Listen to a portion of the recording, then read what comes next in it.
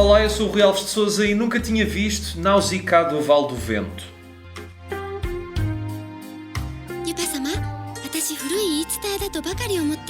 O filme de 1984 de animação realizado por Hayao Miyazaki, aquele senhor que os meios de comunicação social ocidentais decidiram chamar de Walt Disney do Japão. Vamos lá saber porquê. Porque Walt Disney não... Enfim, era só um produtor, mas pronto. O Hayao Miyazaki que pegou numa série mangá que ele próprio criou e transformou-a na sua primeira longa-metragem de animação independente. Ele já tinha feito outras antes, mas este é o seu primeiro projeto seu.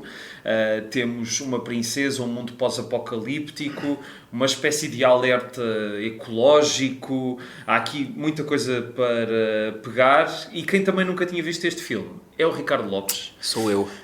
Que faz banda desenhada, é autor da saga Júpiter, editada pela Escorpião Azul. Se não conhecem, vão conhecer. Também é um veterinário aposentado, não é? Verdade. Posso-te apresentar? Verdade, sim. É sempre aquele pedaço de trivia interessante. É como é que é? Um icebreaker para as festas. É um icebreaker. Porque há uns tempos, quando nos encontramos no Festival de Beja, contaste-me histórias muito, muito curiosas desses tempos. Mete curioso nisso, sim. Mas é sempre aquela coisa. Sou o ex-veterinário, atual, data scientist, que faz banda desenhada. Acho que a minha próxima fase de carreira vai ser tipo natação olímpica. Estou a ponderar ainda.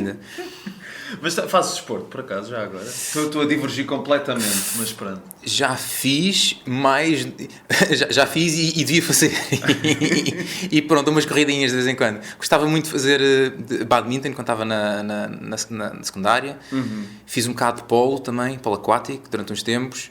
E depois tornei-me, como é que se chama? Preguiçoso. Preguiçoso. Depois aí, pronto. Tu nunca viste também o Nausicaa e já vamos saber porquê. Primeiro só dizer que isto vai ter spoilers, portanto se nunca viram o filme vão ver primeiro e depois venham ouvir a conversa. Mas tu conheces a obra do Miyazaki no seu todo e só não conheces este filme, ou como é que é a tua relação com o Miyazaki? No seu todo, a relação que eu tenho com o Miyazaki é... Posso começar logo pela polémica? Começa! Não gostas? Não, eu tenho uma relação complexa com o Miyazaki, porque eu acho que ele é um gênio, só que ele de vez em quando é um velho do Restelo. Sim, pronto, tem aquelas atitudes um bocadinho mais polémicas, dizer que anime é uma coisa para, que é uma forma de arte decadente e que não serve para nada, e que eu acho que é um bocadinho exagerado. Não sei se ele acha verdadeiramente isso ou se está a tentar ser polémico. Eu acho que é só mesmo, a opinião artística dele. Quando é que ele disse isso? Várias vezes, na verdade. Ok. Fez conversa há uns 5 anos, não tenho bem a certeza. Uhum. Mas a verdade é que o homem é um gênio. Eu nunca vi os filmes todos dele. Vi, uns aqui e ali, e Estúdio Ghibli é aquela chancela grande que acaba por, englobar tudo e uma pessoa, por exemplo, qual é que foi acho que também foi da Ghibli, agora não tenho bem a certeza, o Túmulo dos Pirilampos. É do Takahata. Sim. Exato, que não é Miyazaki, mas uma pessoa quase que mete ali no meio. Vi uma data de coisas do Estúdio Ghibli, muitas coisas do Miyazaki. Esta, por acaso, nunca tinha visto, já estava na minha to-watch list há imenso tempo. Se não fosses tu, se calhar ainda lá estava. Sim. Porque também esperei até o último minuto. Isto também foi visto hoje. mas porquê? Porque era o tipo de história que não te cativava assim tanto para teres adiantado mais a teres visto o filme? Ou... Vamos fazer um throwback. Preguiçoso. Não, foi só mesmo... É um bocado de ocasião. Eu via... Acho que o primeiro filme da Ghibli que eu vi foi A Viagem de Chihiro, quando tinha uns 9 anos, calhar. Sim, eu também, foi o primeiro. E pronto, foi aquela quando estava na berra, e a partir daí... Acho que até não sei se foi das coisas que me começaram a despertar o interesse por animação japonesa, mas... certamente foi o primeiro do Miyazaki. Desde aí, quando apanhavam na televisão, de vez em quando na RTP2 costumavam passar filmes desses, sim. eu apanhava e via. Depois de deixarem de passar esses filmes, eu próprio, volta e meia, tinha curiosidade e ia ver. Qual é que foi o que eu vi há pouco tempo, que também foi do Miyazaki, que eu nunca tinha visto antes. O Castelo Andante? O Castelo Andante foi, acho que se calhar, o meu segundo do Miyazaki. Depois também foi logo a seguir. E também é capaz de ser dos meus favoritos. As Asas do Vento. As Asas do Vento também. As Asas do Vento fiz questão de ir ao cinema. Também, porque, quando sai um filme de anime no cinema, eu quero dar ali o meu testão, que é para fomentar. Sim. Eu acho que eu não sei se não foi o Totoro até. Okay. Que é aquele super famoso, mas eu também nunca tinha visto até há relativamente pouco tempo. Foi relativo, pronto. Um ano, Sim, mais coisa, menos coisa. É pouco tempo, sim. Na Mas- grande escala das coisas é pouco tempo. Mas sim, mas pronto, e depois cheguei aqui, que é, pronto, foi um bocadinho um caminho retrógrado, porque isto foi dos primeiros, se não o primeiro. Sim, é o primeiro independente dele, porque ele tinha feito antes não só fez uma série que é incrível, que é o Conan, o Rapaz do Futuro, como também fez um filme do Lupin o Terceiro, que é muito giro, o Castelo do Cagliostro. Mas eu posso dizer, no meu caso, não é que tenha sido preguiça, mas quando era mais miúdo eu lembro-me de ler parte da mangá. E porque isto é inspirado numa mangá que ele começou a fazer 2 anos antes e que ainda durou até 94, segundo a Wikipédia, eu não sabia que tinha durado tanto tempo. E a ideia que eu tinha é que aquilo era uma coisa super complexa e, portanto, se calhar por causa disso eu fui adiando ver o filme por causa disso. Mas tu não conheces a mangá que inspirou isto? Não, quer dizer, já vi pranchas, sei que, pronto, que é uma história muito maior, que eles tiveram que reduzir tipo a um quarto ou qualquer coisa para fazer o filme. Sim. E acho que até fizeram um bom trabalho, é um filme que sustenta-se a si próprio, de vez em quando é difícil adaptar uma obra muito grande a um feature film e fazer com que aquilo pareça conciso, não devido que tenha outra profundidade. Mas nunca li, por acaso. Sim. Apesar de me ter surpreendido, porque eu acho que nunca tinha visto desenhos do Miyazaki em estilo manga e que depois me faz me perguntar, então, mas porquê? Porquê é tanta rabugice? Porquê é tanta... Não sei, eu por acaso o que eu ouvi mais foi há um vídeo que de vez em quando me aparece no Instagram, que é ele a ser rabugento com 2 tipos que fizeram animação por inteligência artificial e ele, que é isto é horrível, e tem mesmo uma reação, mas eu percebi aquela reação. Mas o que é que achaste do filme? Ou seja, envolveste-te ou ficaste de uma forma assim mais fria a dizer, não, isto está giro, mas como é que foi? O que dizer deste filme? Vou pôr as coisas da seguinte perspectiva. Eu gostei imenso do Castelo Andante. Acho que o meu favorito é capaz de ser a Viagem de Chihiro. É provável também o meu, sim. Depois de ter visto isto, não sei se isto não é uma close call. Acho que isto é um filme com um F maiúsculo, super completo. Tem aquela semente de Miyazaki, quer na parte narrativa, quer nos temas que ele traz à baila, mas sobretudo na maneira como ele descreve as pessoas. É uma coisa que eu sempre admirei no Miyazaki, é que ele dá-se ao trabalho de perceber como é que as pessoas agem, como é que as pessoas se mexem, como é que as pessoas sentem e falam, essas coisas. É das coisas que ele mais recomenda, sim, ou que mais advogava e que depois, por consequente, castigava nas pessoas que faziam manga hoje em dia, é que dizia que não sabiam, não tinham-se dado ao trabalho de olhar para as pessoas. E, portanto, as reações, os movimentos, era tudo muito irrealista e isso, pronto, ele que é um artista daquele calibre... Sim, claro. Pronto.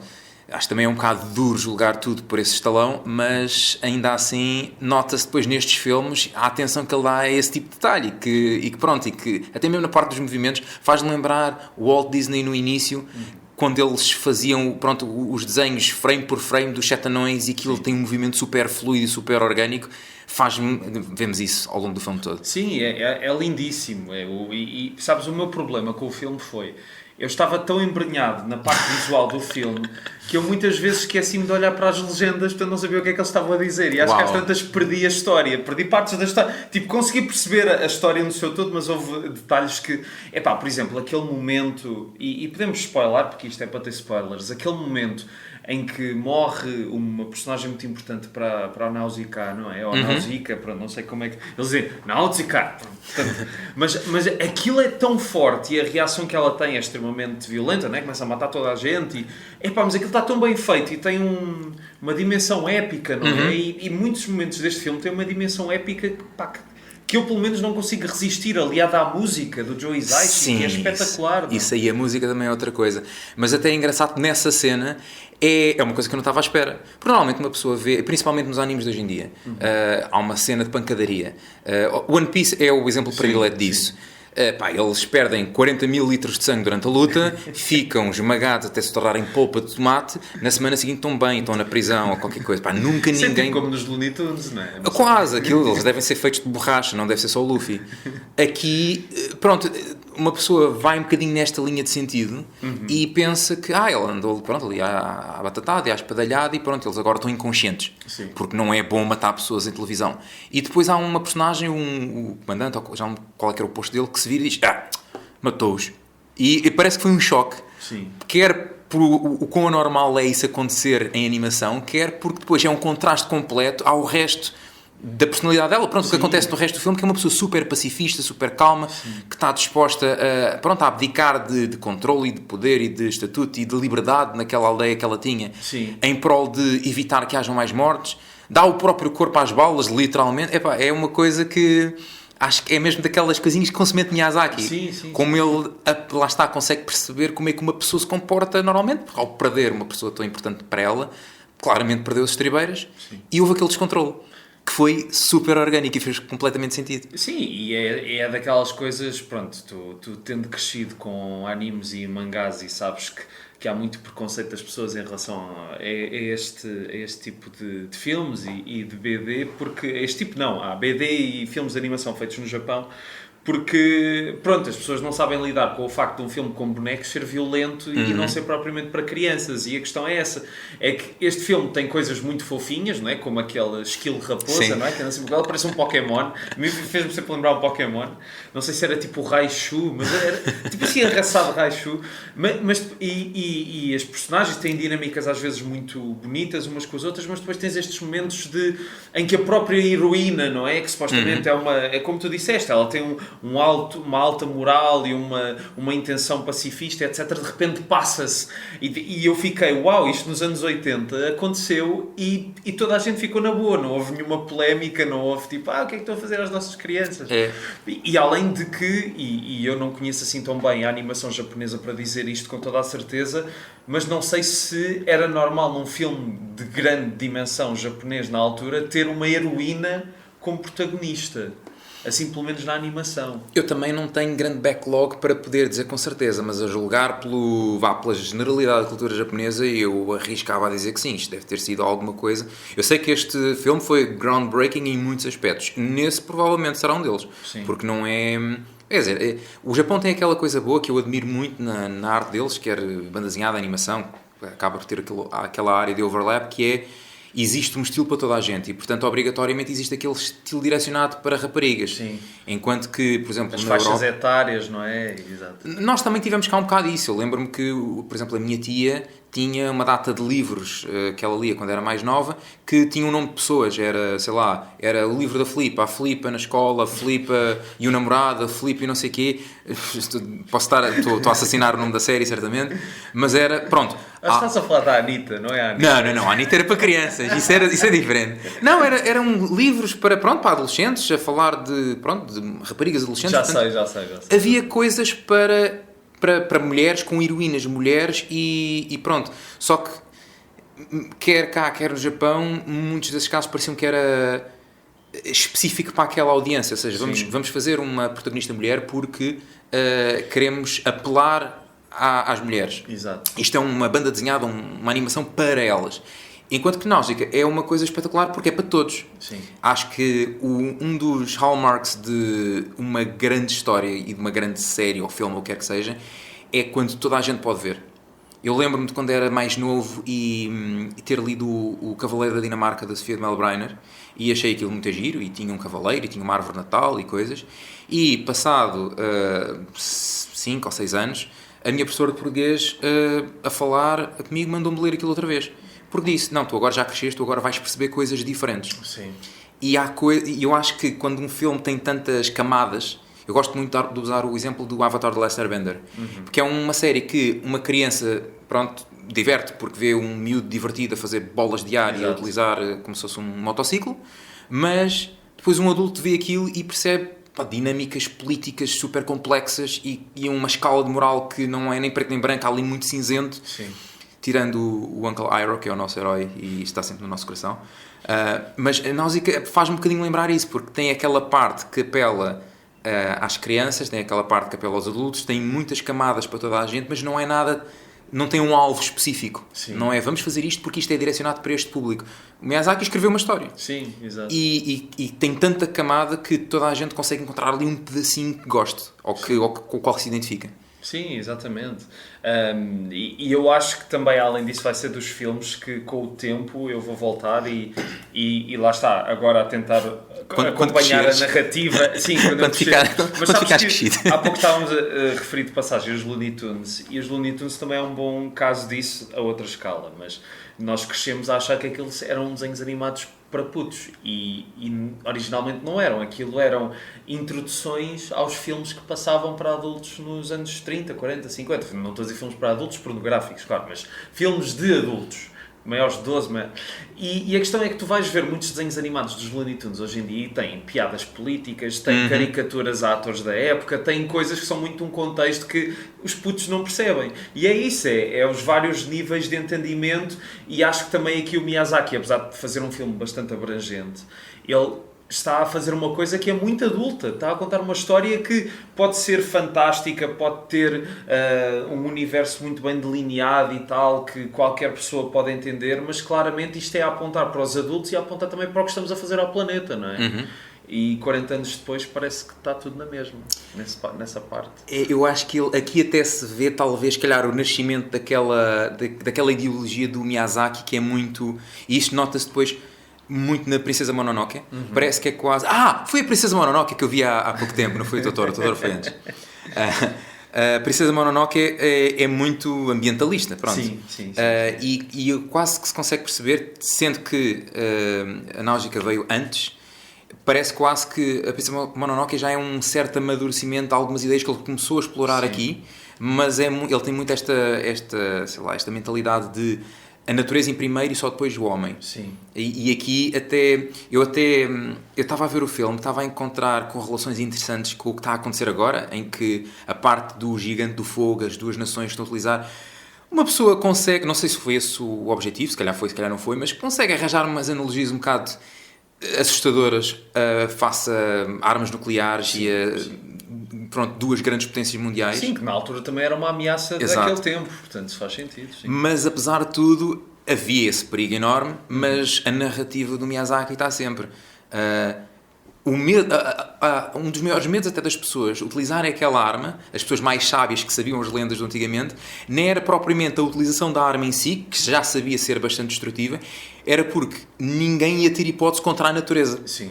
A partir do momento em que utilizassem a arma, a natureza ia rebelar-se, ia devorar quem quer que tivesse utilizado a arma e toda a gente que estava à volta, e a situação ainda ia piorar. E portanto parece uma mensagem mais subliminar de Miyazaki, dizer não importa o que vão fazer, podem destruir a natureza, mas em última análise, depois de destruir a natureza, vão-se destruir vocês próprios e a natureza vai comer-vos de volta. Sim, eu pensei muito naquilo que aconteceu na pandemia, não é? Que quando estávamos todos em casa confinados, de repente os animais regressaram, apareceram animais nas cidades e ficas a pensar, de facto, se nós desaparecêssemos, isto tudo regenerava-se sem nós não estamos aqui a fazer nada. Não é? Eu vi isto, agora é uma grande tangente. Não, na boa. Eu vi não era uma banda desenhada, era um cómic, tinha 3 vinhetas, mas que eu achei muito poderoso. Já nem me lembro da artista. Foi na internet, nos tempos em que o 9gag ainda existia. Em que era uma imagem de uma terra antropomorfizada, como se fosse uma criança pequena a chorar e a quase que a abraçar uma mulher que se percebia que era a natureza. E a pessoa a dizer desculpa, eu poluí-te, eu estraguei-te, eu não queria fazer isto, eu magoei-te. Sim. E a natureza abraça de volta à terra, que se percebe que representa a humanidade, e diz: oh meu querido, eu que lamento imenso, porque o problema nunca foi tu destruís-me a mim, o problema é que tu ao fazeres mal a mim, destruíste a ti próprio. Eu vou continuar daqui para a frente. Exato. Vou ter que continuar sem ti. E isso, nota-se numa data de coisas aqui. Exato. Mas é engraçado de facto falares da Princesa Mononoke, porque não só também é outro filme incontornável do Miyazaki, mas de facto faz sentido pensar nos dois filmes como uma progressão do outro, porque a Princesa Mononoke, então, já não vi o filme há muito tempo, mas tenho a ideia que todo o universo que aparece ali é ainda mais estratificado e mais complicado de perceber do que este, até porque eu lembro-me de ler qualquer coisa na altura de que havia gestos que a personagem fazia e coisas que fazia que só quem entendia aquela cultura é que conseguia perceber. E isso de facto é um amadurecimento de... Mas ele também fez coisas mais divertidas e claramente mais infantis, como o Totoro e a Kiki a Aprendiz de Feiticeira. E eu gosto muito da Kiki a Aprendiz de Feiticeira, acho que é... Esse é dos outros que eu nunca vi. Olha, esse vale a pena, é muito divertido. Eu queria te perguntar o que é que tu achas, porque o Miyazaki gosta muito de figuras grotescas, não é? Muitas vezes. Mas aqui... Estes bichos, os homens e tudo o resto que tu vês, é muito feio, pá. E depois a cena toda no final de a estarem a regenerar com os fiozinhos. Sim. Que eu acho que dá um momento incrível, tipo, quando tu pensas que ela se sacrificou e que não vai sobreviver e ele dá um final um bocadinho mais esperançoso à história. Esse momento é espetacular. Eu acho que ele e pronto, eu não sei quantas mais pessoas estão por trás do design e do world building, que eu acho que é formidável. Sim. Mas eu acho que ele se dá a liberdade de pensar de uma maneira completamente desamarrada, não tem algemas nenhumas. Sim. Eu noto, por exemplo, eu até ia utilizar o exemplo dos Pokémon, mas os Pokémon na verdade é japonês na mesma. O que eu vejo em muitos desenhos, muitas criaturas, muito das coisas que se fazem, principalmente em países ocidentais, mais ou menos na linha de Pokémons ou de animais ligeiramente mais monstruosos, é que existe uma espécie de um canon e as pessoas, molam-se à volta daquilo. Sim. E o primeiro culpado está aqui, sou eu. Porque eu, quando desenho as minhas coisas, os meus monstros, as minhas criaturas, eu também noto que tenho muitas influências, quer de Pokémons e Digimon, mas quer de animais, de fisiologia, de anatomia Sim. real da natureza. E eu sinto que o que o Miyazaki faz é que liberta-se completamente disso, usa isso como base. Há um shot mesmo logo no início muito bom, quando um dos homens está a mover-se pelo deserto e tu vês ali um movimento vermicular, com os segmentos todos. Isso lá está, é a capacidade de observação dele, mas ele não está propriamente amarrado a essas ideias do que nós achamos que é normal. Ele obviamente tem as suas bases. Aqueles homens é uma mistura de um bicho da conta com um crustáceo, com uma trilobita ou qualquer coisa, mas ao mesmo tempo ele dá-se a liberdade de imaginar e de recorrer a esse tal grotesco, as outras criaturas, aquela primeira parte em que ela está a explorar a floresta, enquanto nós ainda não percebemos muito bem o que é o filme, e estamos só going along for the ride. É extraordinário o world building que se faz daquilo. Eu percebo perfeitamente, tu perdeste naquilo. Sim. E esqueceste de ver as legendas. Eu senti o mesmo quando vi Cowboy Bebop. Que aquilo são cenas tão densas e com tantos detalhes. Sim. Que uma pessoa parecia que estava a ver um quadro a cada screenshot. Então, que bonito. A história já andou. E aqui é muito bom. Os monstros que ele desenha, os insetos, a impressão de escala. Sim. Quando ela está na floresta, parece tudo gigantesco. Quase que parece outro filme que eu também acho que é dele, que é o... como é que se chama aquilo? O Fantástico Mundo de Arrietty. Não é dele, mas é dos estúdios Ghibli. Parece quase que eles são pessoas pequeninas. Eu pensei, será que há aqui alguma relação? Será que... porque insetos grandes já ajudam à escala. Mas depois, os ângulos, a construção de cena, parece tudo enorme. Está extraordinário. O que é que eu posso dizer sobre isso? Sim, exato. Não, mas deixa-me só, já que pegaste no Cowboy Bebop, tem uma banda sonora do caraças, claro, das melhores. Eu, por acaso, o Cowboy Bebop é daquelas séries que eu acho que é mais estilo sobre substância, e é esse o estilo que me interessa, portanto, depois também se perdesse um bocado a narrativa, não me importava. Mas aqui, sabes que é uma coisa que eu acho que está-me a acontecer mais agora do que há uns anos. Porque há uns anos eu tinha logo a tendência, mesmo que fosse em inglês, de estar a olhar para as legendas só. E de repente eu comecei a ver mais filmes sem legendas, a ver filmes noutras línguas e não sei o quê. E de repente comecei a sentir que a legenda me incomodava. Só que lá está, num filme destes eu tenho de ler as legendas, porque senão não vou apanhar nada. Isto aqui é complicado, sim. Só que, as imagens do filme são tão incríveis. Há coisas aqui e de facto ficas a pensar como é que raio ele já era tão bom nesta altura, não é? Porque há aqueles artistas que, têm os primeiros filmes um bocado mais desajeitados e este é o primeiro filme Miyazaki, digamos assim, e tem uma qualidade do caraças, não é? Por acaso, era interessante ver, porque eu estava a notar ali algumas pequenas sementes de estilo, que eu não sei se foi ele que se inspirou noutras obras, ou se era simplesmente a corrente estética da altura.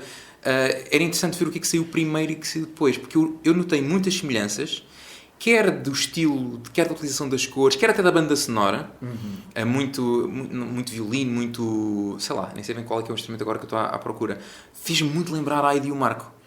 É assim, mais ou menos, eu creio que são de final dos anos 70 e este filme é do início dos anos 80. Só que, se não estou em erro, pelo menos o Marco foi produzido ou realizado pelo Takahata, que produziu este Nausicaa. Aliás, eles eram os dois grandes timoneiros dos estúdios Ghibli. Portanto, isto anda tudo um bocado ligado. E não sei até, eu sempre li que o Miyazaki esteve envolvido na Heidi e no Marco, mas não tenho ainda nenhuma confirmação disso. Mas se vires o Conan, o Rapaz do Futuro, e vires a Heidi e o Marco, tu encontras semelhanças de estilo muito grandes, se bem que as histórias são completamente diferentes. Pá, é engraçado porque... eu, olhando para trás, na altura, era tudo desenhos animados para mim. Sim. E que acaba por ser um bocadinho a maneira como os japoneses pensam. Os japoneses veem um episódio de SpongeBob e dizem que aquilo é anime, porque sim, para eles é desenho animados. Anime é a expressão para desenho animado, exato. Como mangá é a banda desenhada. Sim. Só que eu acho que a Heidi é capaz de ter sido o primeiro anime que eu vi. Ok. E só soube que era um anime imensos anos depois. Quando, pronto, por acaso, uma revista ou qualquer coisa, vi qual é que era o nome do produtor. Calma, mas isto é japonês? Então, mas isto era da Suíça ou qualquer coisa? Sim. Até andava, não se lê Heidi, lê-se Heidi, que é o alemão, Heidi. Então, e só depois é que associei ao japonês. Mas nota-se ali muito a maneira como as caras são desenhadas, faz-me lembrar muitas, principalmente as mulheres.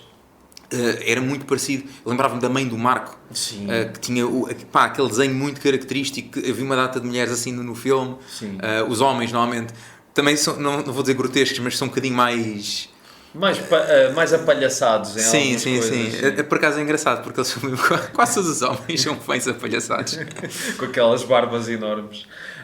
Agora que falaste da Heidi e do Marco, eu fiquei aqui a pensar, porque eu não sei se foi o primeiro anime que vi, mas o Marco foi das séries que marcou a minha infância. E vi a Heidi um pouco mais por arrasto da minha irmã, mas também vi.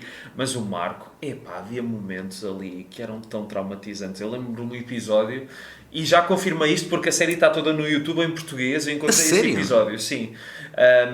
Que ele vai até à Argentina e está à procura da mãe. E alguém diz-lhe, encontramos a tua mãe, está acamada aqui num convento, acho que era um convento, e pronto, vai ter com ela. E ele vai e percebe, não é a minha mãe, é uma senhora muito parecida, mas a senhora está a morrer. E ela diz, não morres, mamãe, não morres. Mas ele sabe que não é ela, estás a ver? E eu a ver isto com 8 ou 9 anos, fiquei, bem, se calhar isto é um quinto andar, se calhar vou-me atirar já. É violentíssimo. A Heidi também tinha algumas coisas um bocadinho mais profundas, mas é claramente mais infantil. Sim. E eu, na altura, eu acho que vi... Havia a cena do avô, não é? Que ao início estava um bocado chateado por ter lá. E pronto, e o próprio avô assim metia um bocado de medo, aquela ríspida da montanha. Mas...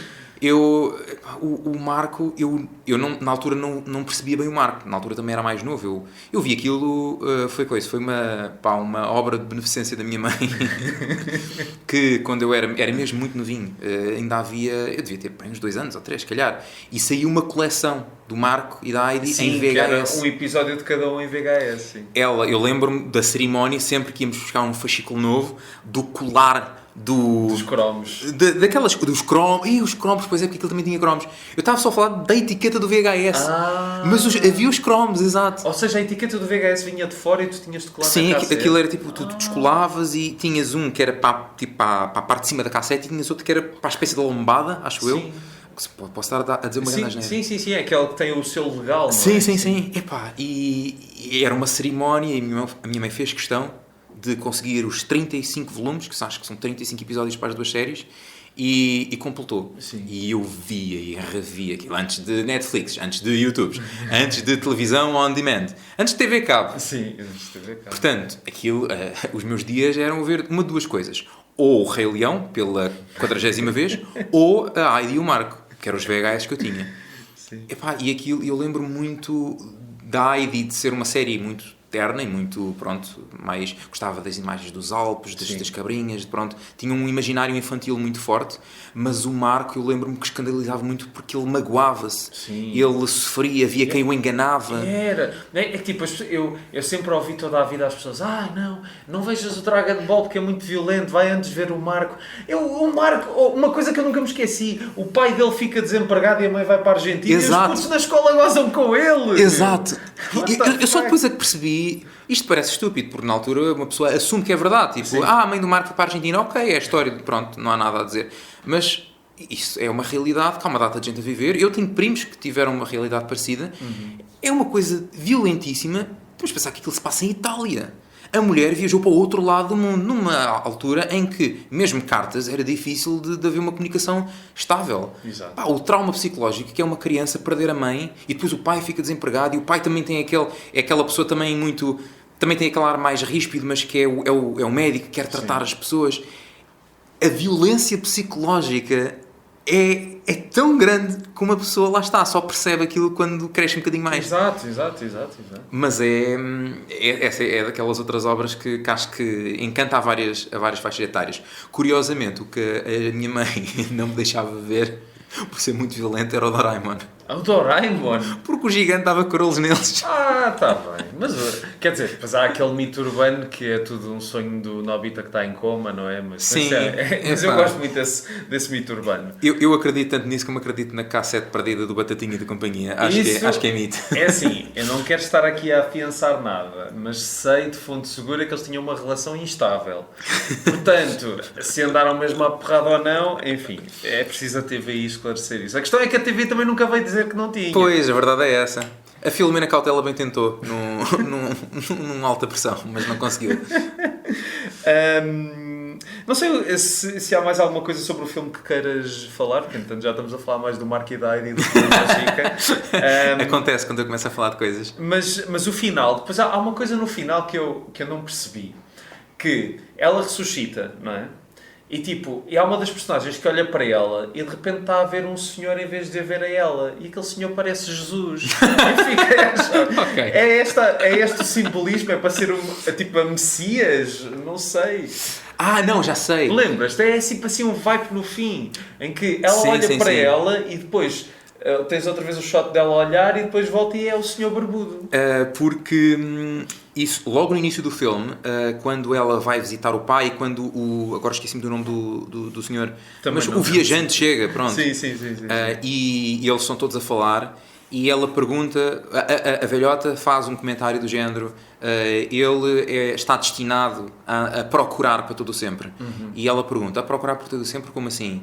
E ela começa a contar uma lenda e aponta para uma tapeçaria na parede. Tens razão. E está lá essa figura. Pois é. E toda a gente... é Jesus. É o Jesus do Val do Vento. E depois, e pronto, há aquele momento de toda a gente pensava que ou que a lenda era mentira, ou que era aquele homem que representava essa coisa, e depois percebe-se que não, que tem aquela figura que de certa maneira até acaba por ser groundbreaking por si só. Agora, voltando à temática das protagonistas femininas, o momento em que as coisas fazem sentido, em que de repente tudo encaixa. Não era um homem, era uma miúda. Sim. O vestido azul. Eu confesso que estava como tu, a certa altura distraí-me, estava só a olhar para as coisas, ou as legendas ao contrário. Tipo uma criança, não é? Sim. Que giro. E não percebi como, nem porquê, que ela tem um vestido cor-de-rosa e de repente fica azul. Esqueci-me dessa parte. Mas depois, pronto, foi fazem uma essa ligação. Foi uma transformação. Foi a Sakura Card Captor nas Mentes da Lua. Mas é engraçado que muitas vezes quando os filmes ou as histórias têm este propósito de criar um universo muito próprio com as suas regras muito específicas, eu acho que nós já falámos disto noutra ocasião, mas eu tendo a fugir um pouco porque tenho mesmo de acreditar nas regras, não é? Porque senão, por exemplo, o Senhor dos Anéis para mim nunca funciona, porque para mim o Frodo e o Sam têm uma relação homossexual e toda a gente sabe, mas eles não dizem nada. E portanto, eu vendo aquilo, eu não consigo, tipo, o anel e não sei o quê, Sim, está bem, mas isto está a acontecer e ninguém está a falar, isto está à minha frente. Porquê? Bom, mas aqui, as cenas místicas que o filme apresenta, eu engoli-as muito bem e fui atrás mesmo a questão dos fios no fim, lá dos homens a fazerem isso, deu uma imagem lindíssima. E pronto, não sei o que é que queria dizer com isto. Eu tenho uma teoria que eu não sou muito a favor de ressurreições e durante um pequeno momento... Sim, no geral. Sim, no geral, porque acho que normalmente retira força. Pronto, quando uma personagem morre é um evento tão dramático e normalmente tem sempre uma carga emocional tão forte que quando um autor diz, não, afinal renasceu... perde-se um bocadinho disso. E todos nós somos culpados de quando uma personagem morre e ficar, mas eu gostava mesmo dele, eu gostava... Mas muitas vezes quando isso acontece, isto não vai ser spoiler. Quer dizer, vai ser spoiler. Vou tentar falar o mais vago possível. Não, pode ser spoiler, à vontade. É uma coisa completamente diferente. Na terceira, acho eu, temporada de Stranger Things, há uma personagem que toda a gente adora, eu, acima de todos, e que morre. E que é uma personagem tão adorada e o ator tornou-se tão adorado também, Sim. que está toda a gente a fazer força para ele voltar. E eu não sei, até tenho medo que chegue a um ponto em que os próprios screenwriters se sintam tentados a ouvir ao público. O que eu acho que é errado, que o autor tem que ter uma visão própria, não pode depender do que o público quer.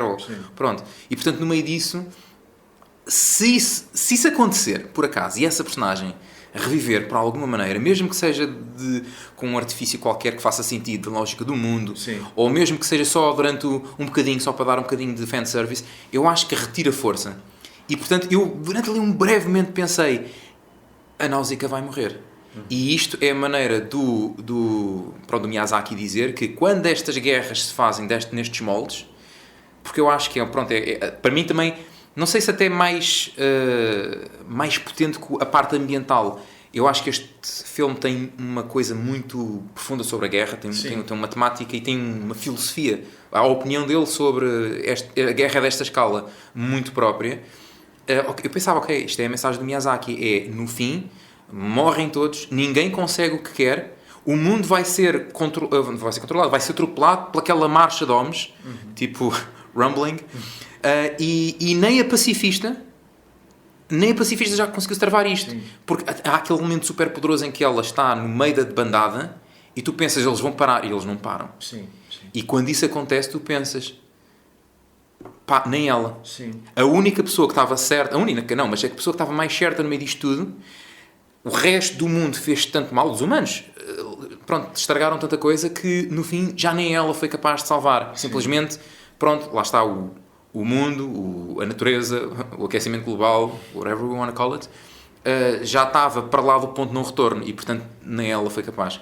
Mas sabes que aqui eu acho que a questão da ressurreição dela, como acaba por fazer uma espécie de fecho da história, que é, ela não ressuscita por si própria, ela ressuscita porque os homens põem lá os fiozinhos, os fios de ovos e ela recebe a vitamina e ressuscita. Aquilo na verdade era uma intravenosa.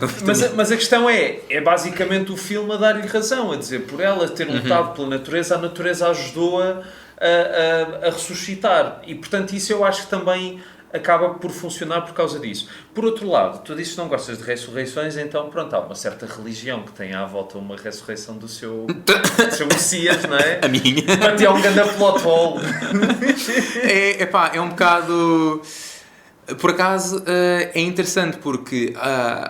Já falaste com algum padre sobre isso? Isso é grande plot hole. Por acaso não, eu por acaso acho alguma piada falar com padres jovens. Eu estou a dizer isto como se isto fosse uma coisa que eu faço rotineiramente. Não. Mas, normalmente, padres que são mais jovens desafiam um bocadinho mais os cânones e acabam por discutir mais, não é bem a mitologia, mas a ideologia por trás do texto fictício que toda a gente sabe que a Terra não se fez em 7 dias, pelo amor de Deus. Sim. E aí... Pronto, dentro daquilo que a Igreja quer transmitir, há claramente uma mensagem, ele ressuscita porque... E que, por acaso, acaba por ser um bocadinho... Faz sentido à luz do que estavas a dizer da Náusica. Ela... eu até posso dizer, se calhar ela não ressuscita, se calhar ela só estava mesmo muito magoada porque já se via que aqueles filamentos curavam. Sim, quando ela mergulhou para Exato, estava ali e pronto, ficou inconsciente. É como os jogadores de futebol quando se lesionam, que ficam ali a fazer ganda filme. Exato, é o Neymar. Conclusão deste podcast, a Náusica é o Neymar. Continua. Mas é isso, é capaz de fazer sentido nesse âmbito de provar que... Pronto, houve até um momento de perder as estribeiras, um bocadinho como ela perdeu no início. A natureza, de facto, mandou-lhe uma placagem digna de um Pokémon. Sim. Só que, no fim, deu-lhe razão, no fim eles curaram-se todos e, no fim, o mundo salvou-se por causa dela. Eu não sei se salvou, mas pelo menos há esperança que a coisa ande para a frente. Mas não sei se salvou também. É a coisa, o que eu acho que se retira de mais profundo deste filme, mais do que a parte da natureza, é aquela guerra entre as duas nações. Sim. Porque eu acho que é muito poderoso ambas as nações dizem a mesma coisa. Nenhuma das pessoas queria genuinamente reviver aquele gigante para utilizar para fins nefastos. Eles fizeram-no porque, ou seja, agora já não lembro o nome das nações, mas a nação que ataca o Vale do Vento no início roubou o gigante do fogo da outra nação porque percebeu que eles tinham uma arma de potencial catastrófico e não podiam arriscar deixá-los ficar com essa arma. Sim. A nação que tinha essa arma reviveu ou procurou porque queria impedir a outra de ficar com ela e tinha aquela missão por trás de reviver o mundo. Portanto, não havia necessariamente uma tentativa de agressão explícita. Não, pronto. Agora, fazendo o paralelo para os dias de hoje, com a disseminação de armas nucleares, não há propriamente a intenção de uns Estados Unidos da América ou de uma China ou de uma Rússia. Não vou falar de nada, a Rússia não mete as mãos no fogo. Mas não há a intenção de um desses países, pelo menos queremos nós acreditar, de fabricar essas armas com o objetivo de utilizá-las de facto, porque já se percebeu que vai ser catastrófico quando a primeira for lançada. Claro. Mas, no entanto, toda a gente está a fabricar mais e mais e mais para poder dizer que tem mais que os outros, Exato. para poder dissuadir os outros de usar, e acaba por ser um bocadinho isso depois que também vemos na náusea, que é que há uma altura em que há um breaking point e há uma pessoa que usa. Há um momento em que se decide quebrar o vidro de segurança e fazer aquela coisa que todos os miúdos ariscas sonham fazer em crianças, que é tocar no alarme de incêndio. Sim. A partir daí já não há volta a dar.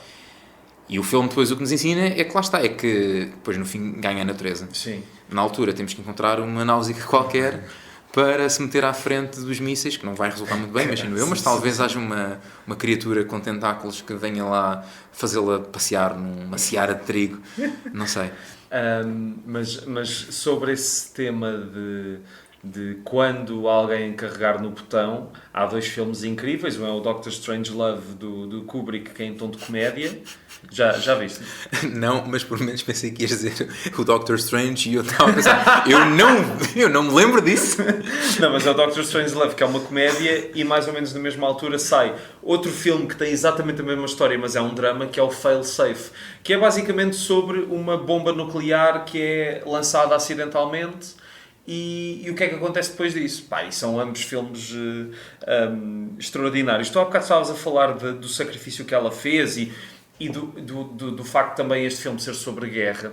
E há uma coisa que eu gosto nos filmes de guerra, e acho que já falei neste podcast na temporada passada, que é o espírito de camaradagem e o espírito de sacrifício que distingue de facto umas pessoas das outras. Não é? Há pessoas que de facto são muito maiores e têm um sentido ético incrível, que fazem aquilo que ela faz no fim. Não é? Ela entrega-se sem arriscando completamente, não é? A não ser que já soubesse que iam lá para os fios novos, mas acho que isso é muito bonito e está feito com tanta sensibilidade, que de facto lá está, mais uma coisa que me faz pensar como é que o Miyazaki já há 40 anos conseguia fazer um filme tão denso, tão complexo, tão bonito e tão inesquecível em tanta coisa. Sim, ela é, ao longo do filme inteiro, é um exemplo de liderança a vários aspectos.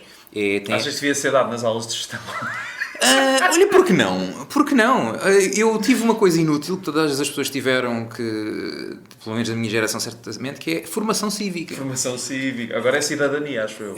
Mas o que é que se faz nas aulas de cidadania? Eu fazia os trabalhos de casa de outras disciplinas. Ninguém sabia o que é que era suposto fazer ali. Ouvimos filmes. Pronto. Por acaso, olha, vi A Vida é Bela no aula de formação cívica, não foi nada mal. Só que, ver um filme destes, numa aula dessas, para mim era perfeito. Para mim acho que existem mensagens que saíram daqui. Exato. E isso, ainda para mais, como é uma... Pronto, está no formato de animação, está no formato mais digerível para estas pessoas. Isto lá é uma guerra em microescala. Houve acho que o melhor monólogo que eu alguma vez ouvi sobre a guerra foi já não qual é que é o nome da temporada, mas foi um dos episódios de Doctor Who com o Peter Capaldi. Ok. Eu não consigo fazer jus ao discurso, nem sequer vou tentar enunciá-lo aqui. Mas o episódio passa-se, eles revivem uma criatura dos primeiros tempos de Doctor Who, que eram os Zygons, que são criaturas grotescas, cheias de ventosas. Eu tenho essa história aí, alguns para ver. A sério? É original, sim. Aquilo, o giro dos Zygons é que conseguem transformar-se perfeitamente no outro ser humano. E, portanto, tu nunca sabes qual é que é o verdadeiro, qual é que é o Zygon. Portanto, acaba por haver... E neste episódio há uma invasão massiva dessas criaturas, de maneira que tu, a certa altura, nunca sabes se estás a falar com um Zygon ou com um humano. E, a certa altura, como isso já tinha sido previsto no passado, ativa-se um gabinete de crise qualquer e vamos literalmente para uma sala onde há o botão vermelho para lançar as ogivas nucleares. Só que naquela metáfora da guerra são 2 caixas. Cada uma tem um botão, salvo erro, eu agora posso estar a errar, mas um dos botões mata todos os Zygons. Okay. Há uma coisa qualquer, já não lembro qual é que era o mecanismo, mas que faz com que todos os Zygons morram. Sim. Só que a mecânica daquela sala é que quando tu entras na sala, tu esqueces de ser um Zygon ou um humano. Cada pessoa sabe de si. E aí tu ficas na dúvida. Eu acho que estou a assassinar imenso episódio. Já não vejo isto há muito tempo. Não, mas é assim, e de facto é bom encontrar alguém que goste de Doctor Who também.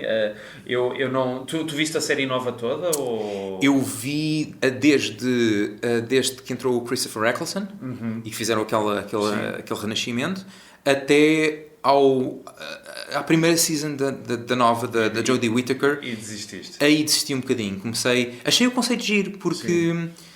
Era um Doctor Who diferente, era um Doctor Who de família, era um Doctor Who mais episódico e era um Doctor Who numa mentalidade mais de vamos explorar o mundo, vamos ver que planetas engraçados há por aí. Não era tanto focado naquele drama, na Terra, no proteger, pronto. Era uma mecânica engraçada, só que a certa altura começou a perder o andamento e começaram a alterar os cânones de uma maneira tão grave que eu...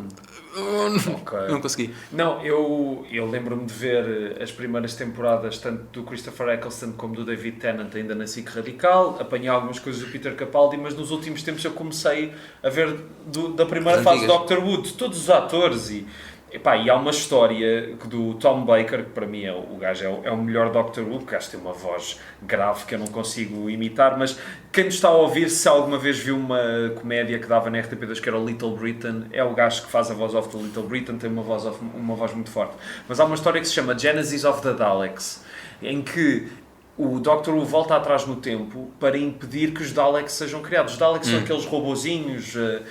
E aquilo também traz um grande dilema moral, que mostra como muitas vezes estas histórias não são só tipo, vamos matar extraterrestres. Não, ele fica na dúvida, tipo, será que vou fazer isto? Será que vou impedir isto acontecer? Porque é isso, lá está, tu tens a escolha nas mãos, mas será que tens capacidade de a fazer? É aquele dilema do voltavas atrás no tempo para matar o Hitler em bebê? Pois. Porque pronto, é um bebê, não é? Tu sabes quem ele vai ser, mas será que vai ser aquilo? E há aquele dilema. Recomendo imenso. Pronto, acabamos esta gravação, lê o discurso do Doctor sobre a guerra no episódio dos Zygons, porque há uma altura em que ele começa a discursar e percebe-se a frustração. Há uma pessoa que é um Zygon, que está mascarado e que quer disparar coisas para matar os humanos, ou quer fazer qualquer coisa, já não lembro bem o que é. E é uma postura claramente agressiva, é uma pessoa com tendências genocidas. E o Doctor dá um discurso de pacifismo, de não faças isso.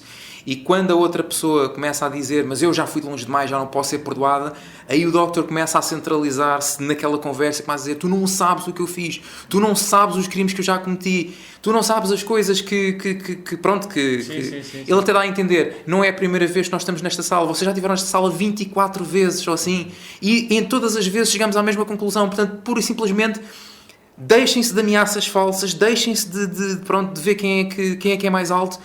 Façam a coisa que deviam ter feito desde o início, que é sentarem-se e falar. Ele diz isto com um sofrer, que é excelente. E ele é um grande ator, ele é um excelente ator. Casa muito bem com esta narrativa de... na guerra vão todos perder, eventualmente. Uma guerra desta escala, sim. Então. Aquela, na Náusica, aquela primeira nação acaba por ser quem revive o gigante. E o gigante não faz nada. A outra é quem dá origem ao gigante, provocou, basicamente foram os criadores da bomba atómica, de certa maneira, e quase que morreram todos com isso. No meio disto tudo, uns acabam sem aviões, outros acabam sem cidade, acabam todos super fragilizados, e se não fosse a Náusica, a natureza reclamava tudo. Portanto, foi mesmo o último fail-safe do mundo. Não sei se tens mais alguma coisa a acrescentar sobre o filme, entretanto a conversa já vai longa. Epá, eu era capaz de discursar sobre este filme. Era preciso nós termos feito esta conversa a ver o filme. Aí eu ia conseguir comentário áudio. Eu já pensei Exato. fazer isso, mas... Epá, eu acho que por certa altura não conseguia porque eu gosto tanto de me imiscuir no meio da história que eu não ia conseguir falar ao mesmo tempo. Íamos estar os dois. Então, mas o Ricardo, o que é que achas de eu? Rui, cala-te, esta parte é bem fixe. Mas eu acho que em Náusea há tanto... Eu não consigo, acho que, sumarizar as coisas de melhor maneira se não dizendo que, de facto, eu não sei se este não se torna o meu filme favorito do Miyazaki. Okay. Acho que Viagem de Chihiro também tem grandes significados, tem uma direção artística espetacular. É um excelente filme. É grande em muitos aspectos, mas Náusea, de uma maneira mais arcaica, não é? Porque o filme é muito menos maduro do ponto de vista de tecnologia ao serviço da arte, mas de certa maneira com certo charme por causa disso. Eu acho que tem ali um imaginário muito grande. Acho que arrependo de não ter visto mais cedo. Sim, eu também fiquei assim. Acho que o meu preferido continua a ser a Viagem de Chihiro e As Asas do Vento, mas este de certeza que vai crescer com os anos. As Asas do Vento, não sei se chegaste a ver, mas na altura falavam bastante que era o último filme do Miyazaki. Ele já vem ameaçando isso antes e depois, mas... E é um filme lindíssimo também sobre a guerra, não porque seja um filme de guerra, mas porque é sobre um tipo que queria fazer aviões e faz aviões no tempo da guerra, e é muito sobre a capacidade de sonhar, e esse filme é incrível. E que acaba também por ser doloroso quando, na altura, ele depois percebe que criou uma arma de guerra. Exatamente. E quando o que ele sonhava era só fazer aviões, não era mais nada além disso. Exatamente. Tu há bocado estávamos a falar do Japão. Tu alguma vez foste ao Japão ou não? Olha, nunca fui ao Japão. É a minha viagem de sonho. Posso dizer-te que desde ontem tenho uma viagem para ir ao Japão. Foi pontaria. Pronto, existe uma cena chamada Black Friday e pronto, quem é pobre aproveita. Isto é para localizar temporalmente a altura em que estamos a gravar. Exato. Acabei de quebrar aquela máxima do nunca metas um timestamp. Se caguei, pode ser. Também outro filme do Miyazaki que eu gosto muito e que agora lembrei-me é o Porco Rosso, em que é muito conhecido porque é o filme em que o porco diz: é melhor ser um porco do que um fascista. Essa frase ficou. Não sei se já viste esse... Não, mas já vi clipes. Esse filme é bom. Olha, para acabar, eu costumo perguntar uma coisa, mas antes...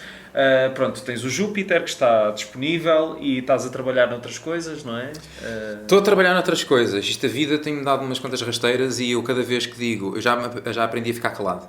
Cada vez que me perguntam, estás a trabalhar em qualquer coisa? Eu estou, é para sair no próximo ano e depois acontece uma tragédia qualquer e eu não consigo fazer nada disso. Portanto, não vou tentar o destino. Não vou fazer promessas, vou só dizer que das coisas que eu gostava de desenvolver a curto prazo, já falei muitas vezes sobre fazer um livro de ilustrações sobre o monstro, que é uma das minhas coisas que eu sempre mais gostei de desenhar. Foi o que me pôs a desenhar, na verdade, foram Pokémons e Digimons. E eu, fiz a minha versão de um imaginário de monstros, que agora até pego emprestado para contar outras histórias.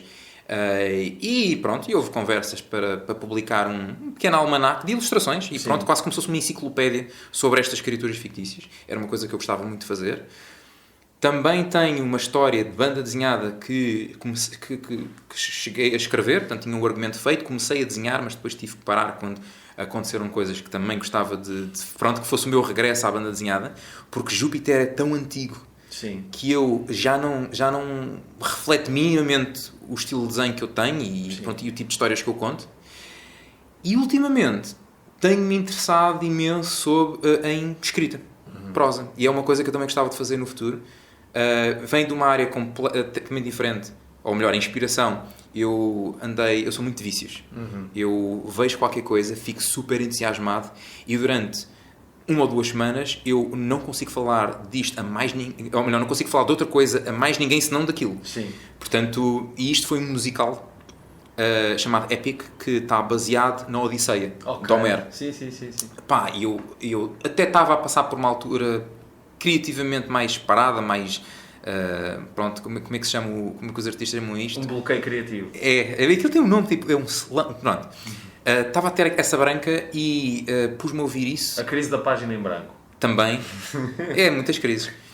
epá, isso inspirou-me a fazer uma história épica, mas com um estilo de escrita que eu também aprendi a ter. Pronto, antes se calhar pensava muito que todas as histórias têm que ter não é um tema, porque isso acho que tem, mas todas as histórias têm que ter uma mensagem, têm que ter uma mensagem positiva, têm que ter uma lição, uma moral. E às vezes, se calhar não, se calhar é só uma tragédia. E pode ter ali pontas boas, mas também pode ter ali pontas más. E não é preciso a personagem principal ser 100% boa. Vemos que a Náusea teve aquele outbreak que acaba por ser também uma das pedras basilares dela mais à frente. Mas pronto, entre essas três são os planos de futuro. Não vou fazer promessas, não vou pôr datas. A única data que eu ponho é que este podcast é feito pouco depois da Black Friday, porque de facto eu comprei a viagem ao Japão. Mas até lá, até lançares coisas novas, as pessoas podem descobrir o Júpiter, até porque é um colossozinho, portanto ainda leva algum tempo a ler, está editado pela Escorpião Azul. A pergunta com a qual eu costumo terminar este podcast com as pessoas novas que recebo é: o que é que tu achas desta ideia de imperdoáveis, se isto faz sentido para ti, a ver filmes imperdoáveis? E já agora, se tiveres mais algum que queiras dizer, também está à vontade. Calma, imperdoáveis no sentido de... como é que nunca viste isso? Isso é imperdoável. Okay. Isto é meio uma brincadeira, não é? Sim. Mas pronto, há quem leve isto muito a sério. Epá, eu gosto muito dessa noção, sinceramente, porque acho que a arte é tão grande e há tantos filmes, nunca ninguém vai ser capaz de ver todos os filmes que existem, nunca ninguém vai ser capaz de ler todos os livros que existem. Portanto, a maneira como o ser humano tem que fazer para conseguir sorver tudo aquilo que tem qualidade é: cada pessoa vê algumas coisas e depois juntam-se todos na tasca. Exato. E depois diz: não, pá, tu tens que ver isto, é muito bom. É o que eu tento fazer rotineiramente com o meu irmão.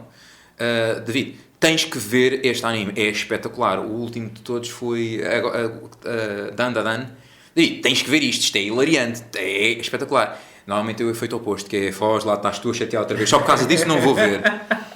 Mas eu acho que ter este sistema de recomendações acho que é importante. Uma pequena tangente. Nos animes tu tinhas muito essa mentalidade antes. Tinhas os clássicos que tinhas que ver. Uma pessoa que começava a ver animes em 2005 ou 2006 tinha que ver Evangelion, tinha que ver Death Note, tinha que ver Fullmetal Alchemist, tinha que ver Cowboy Bebop, algumas coisas assim, mais coisas, Lucky Stars, mas havia aquelas séries de culto que tu, para te dizeres que és um fã de anime, tinhas que ver. Senão és um fã de anime e nem sequer viste Cowboy Bebop. Pará. Hoje em dia perdeu-se um bocadinho isso. E já há tanto a sair todas as temporadas que até mesmo os influencers que fazem reviews nos YouTubes deixaram de fazer aquilo que se fazia antes, que era pegar num dos clássicos ou pegar numa coisa que eles gostavam muito e fazer uma review, uma recomendação. Sim. E agora o que eles têm que fazer para conseguir as views é ver tudo o que há para ver naquela season e fazer uma recomendação para alguém ter um fio condutor. Pois. E eu acho que isso tem valor, mas acho que se devem proteger os clássicos. E, portanto, gosto desta noção dos imperdoáveis. Nunca tinha ouvido chamar isso, mas gosto disto.